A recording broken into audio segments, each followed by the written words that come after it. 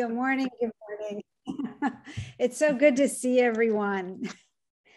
Well, and I apologize. You won't be able to see me. My laptop is in the shop. Don't ask.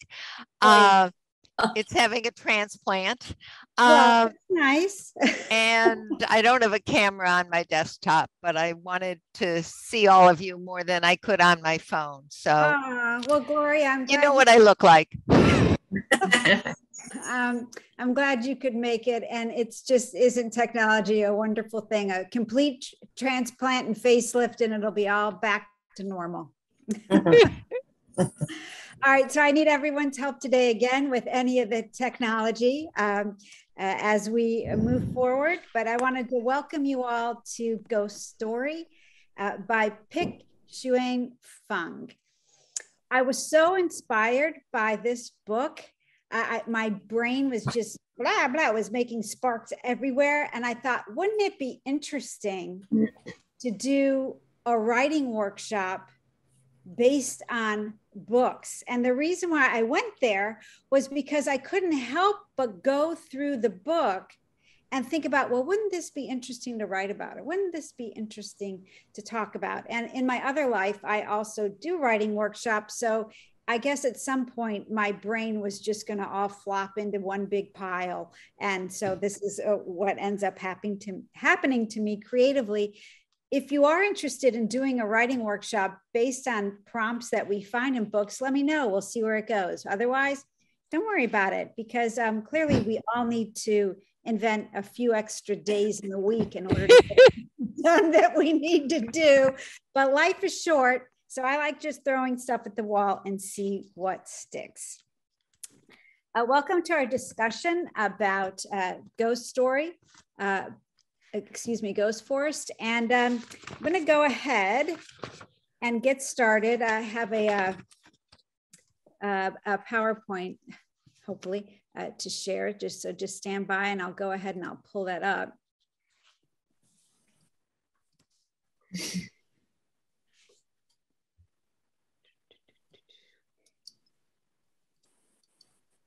Okay, so you know that I'm one for context.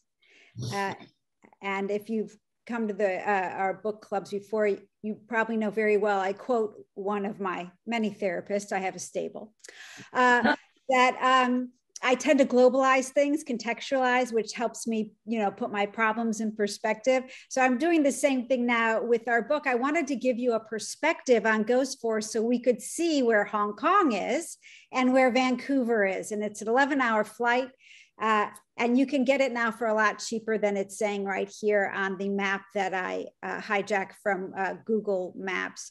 But it's an 11-hour flight, which is actually one of the perks of those leaving Hong Kong and coming to Canada. It's much shorter than if they were to go on to Toronto. So that's another reason why Vancouver was attractive to these astronaut families. So I wanted you to see Earth, and then I wanted you to see where chapter endnotes is, just so we can have complete perspective of where we are this morning. So that's the arrow way over there to the right of our little globe. This was almost as good as going up in the rocket. Well, yes. Yeah. I'll tell you what, and much, much less preparation, right?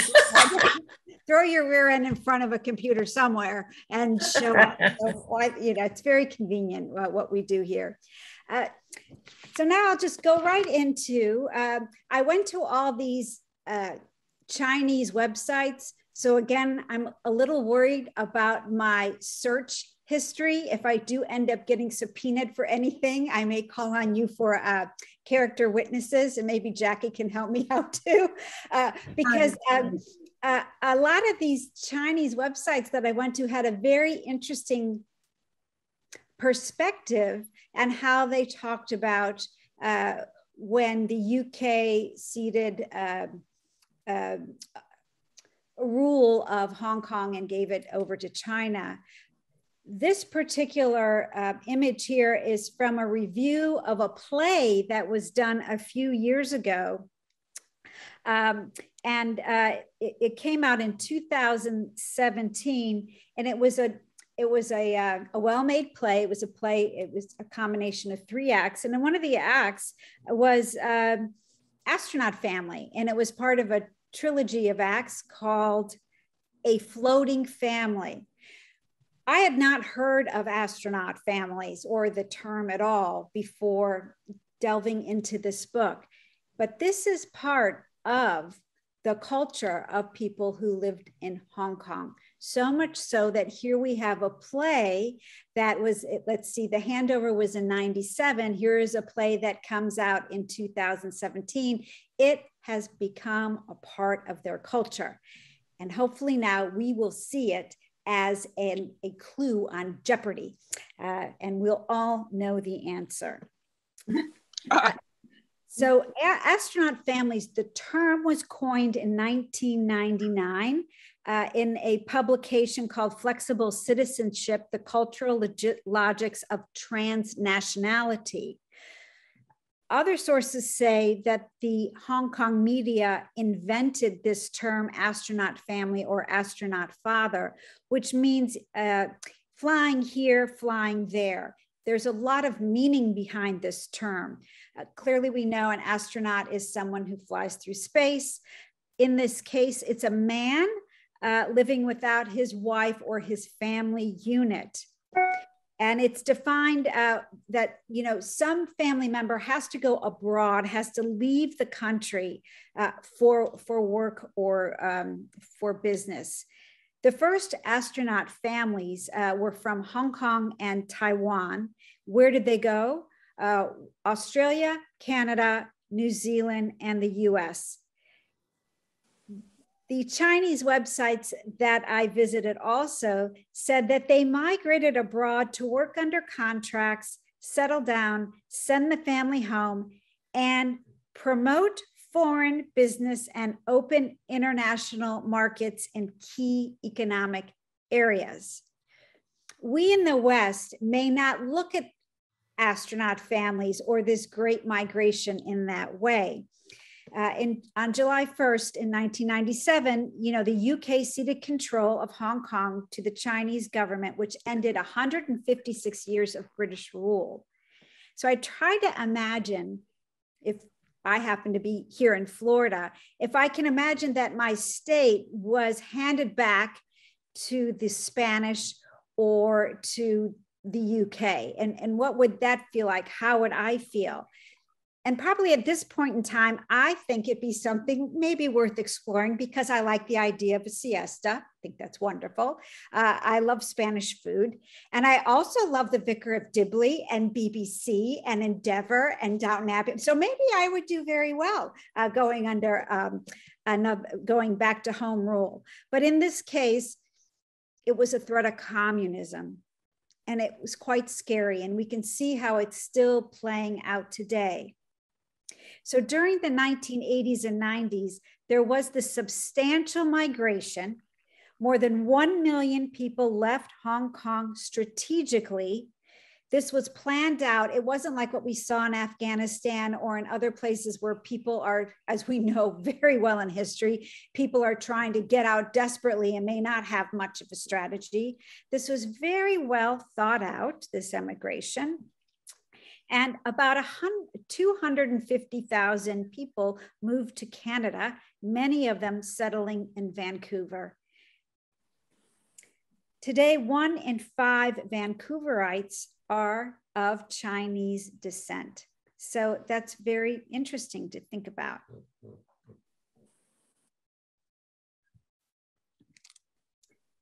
Here is flight CX-888. It's Cathay Pacific from Vancouver to Hong Kong.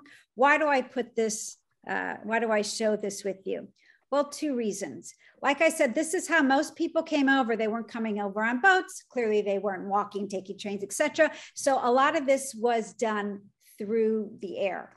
And to get an idea of the cultural shift that was happening, I learned in researching for this that a lot of flights that leave China and go elsewhere have the number 8 involved because 8 is considered lucky.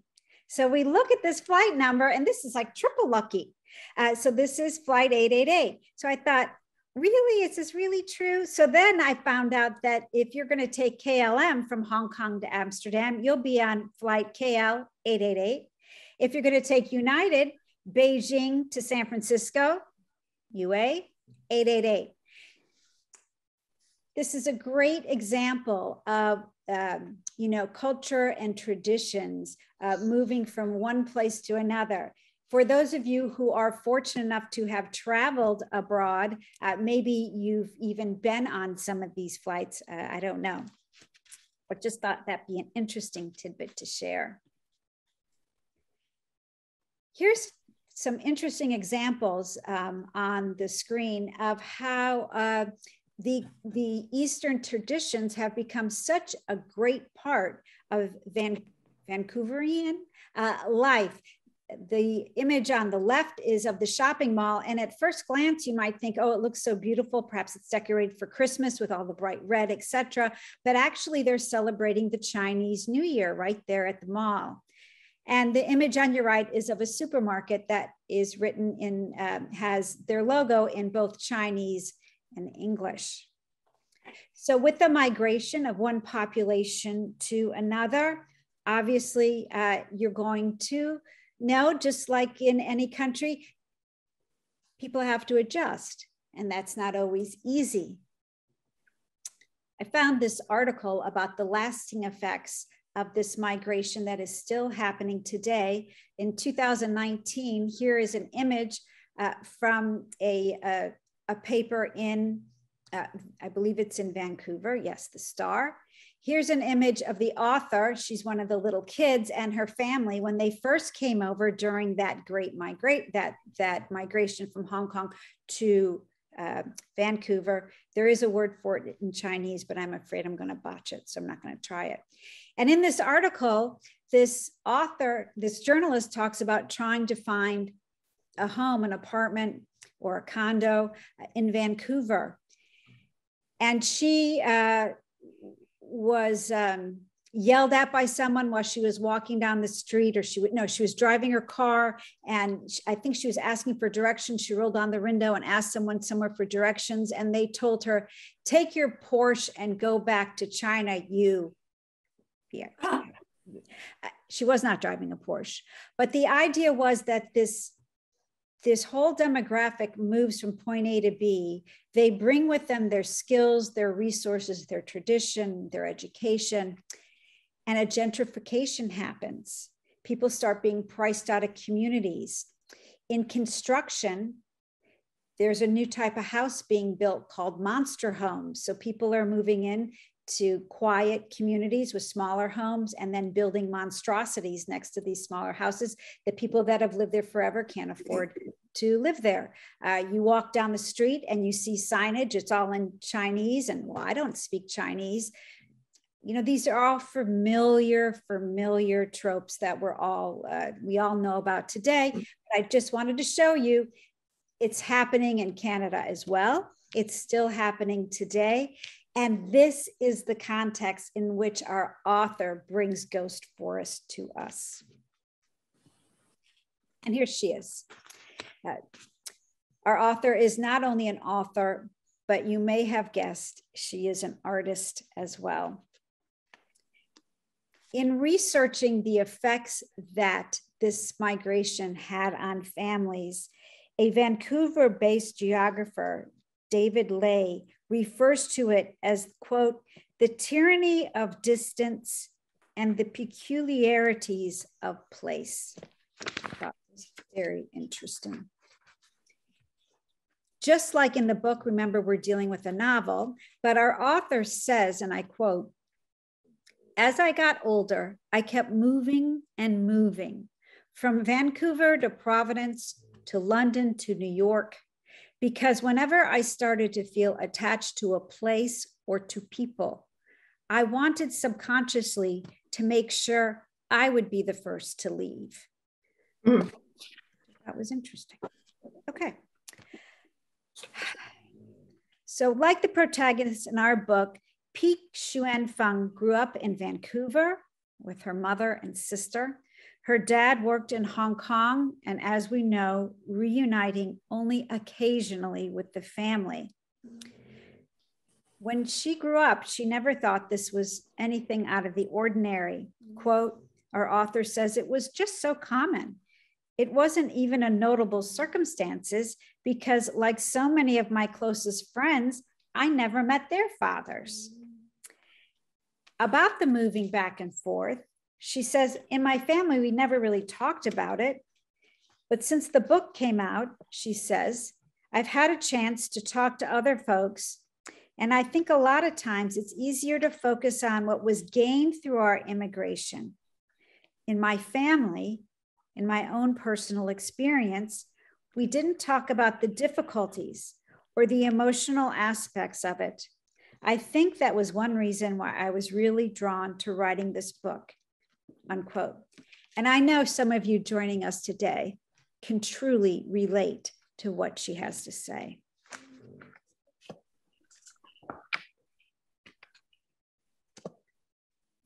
We were in the hands of a very capable writer.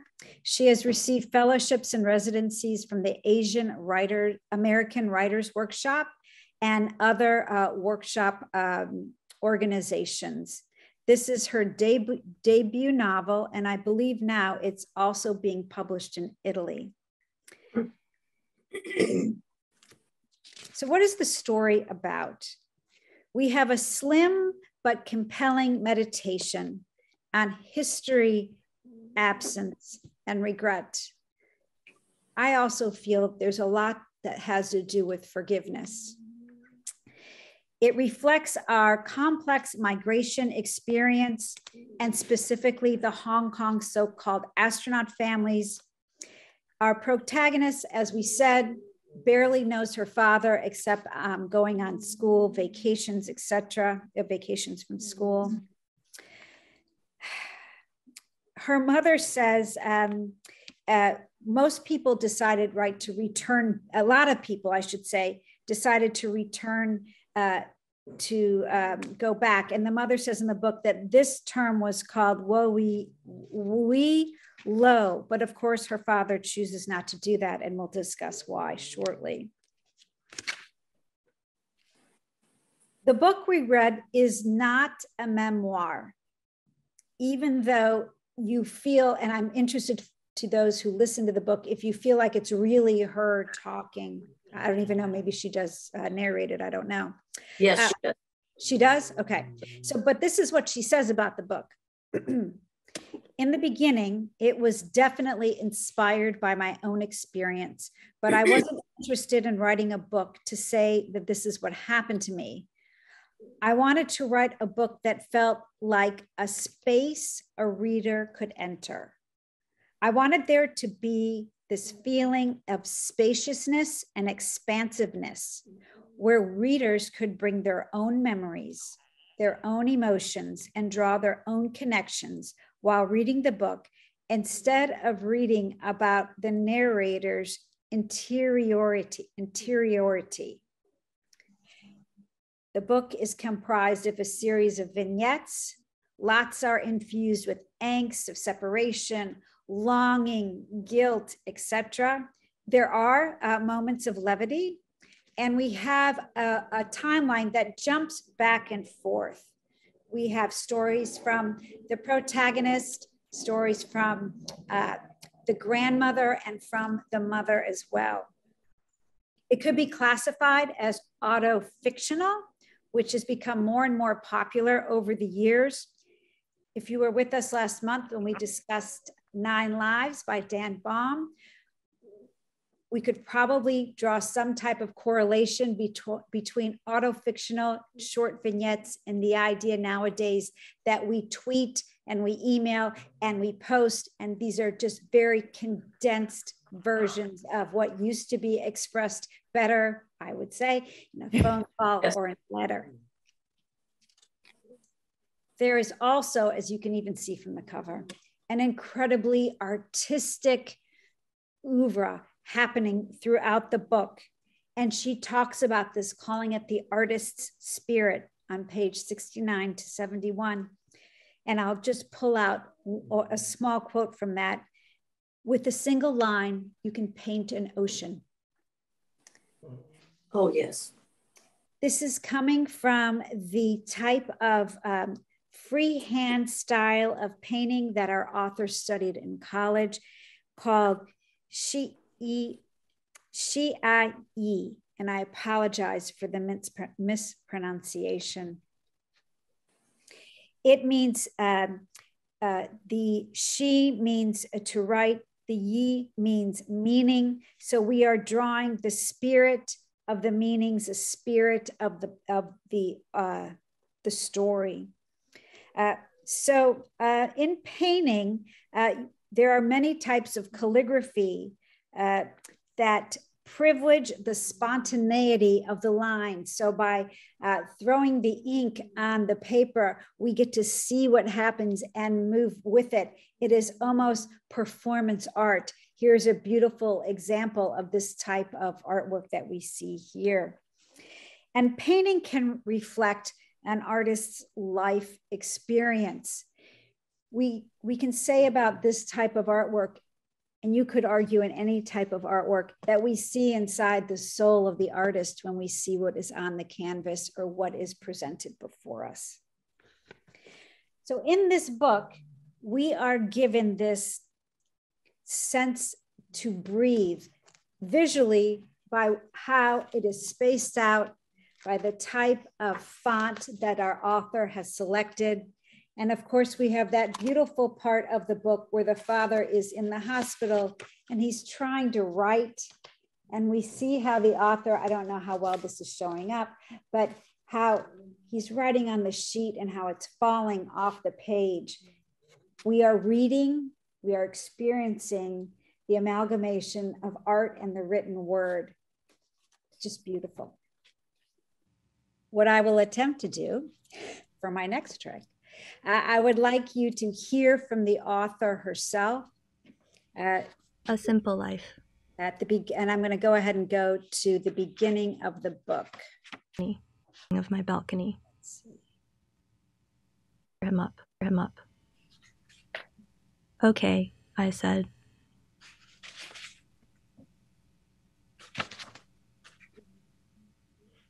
Bird.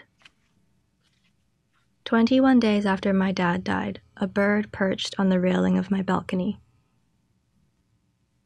It was brown. It stayed there for a long time. Hi, Dad, I said. Thanks for checking up on me. I lay down on the couch and read some emails on my phone. When I looked up again, the bird was gone.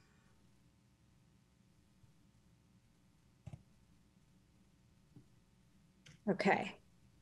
Rocks. Oops. Go back and... We were walking along the beach, my dad, my sister, and I. Okay, so that was from the very first page of the book, Bird, which is also featured beautifully on the cover.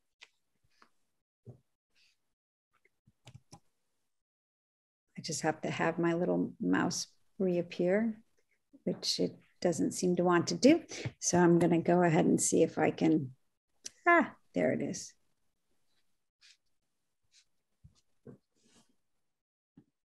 Okay, hello everyone. Okay.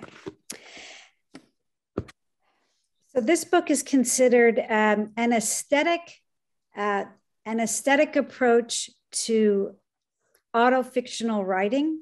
Our author knows how to use the blank page to create atmosphere, command attention with a very, well, the word that was used in a review I read was quietude, which is something I'm not really familiar with, but you can just tell.